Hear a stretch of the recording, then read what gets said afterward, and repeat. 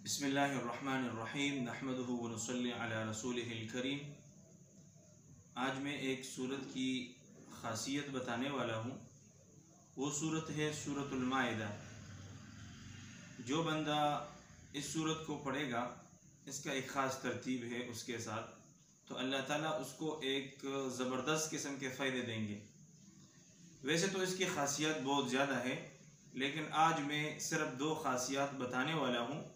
एक ख़ासियत यह है कि जो बंदा सूरतुल माइदा बावुज़ू होकर 41 मरतबा पढ़ ले, एक तो उसके घर वाले तमाम के तमाम फ़ाक़े से, ग़ुरबत से महफूज होंगे, और दूसरी ख़ासियत यह है कि जो बंदा इसको बावुज़ू 41 मरतबा पढ़ ले तो ये बंदा लोगों के निगाहों में अज़ीज़ यानी इज़्ज़तनाक शुमार होगा।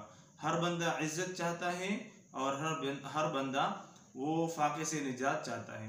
तो जिस बंदे ने 41 मरतबा बावुज़ू ये सूरत पढ़ लिया तो ये दो ख़ासियत, ये दो फ़ायदे इसको मिलेंगे।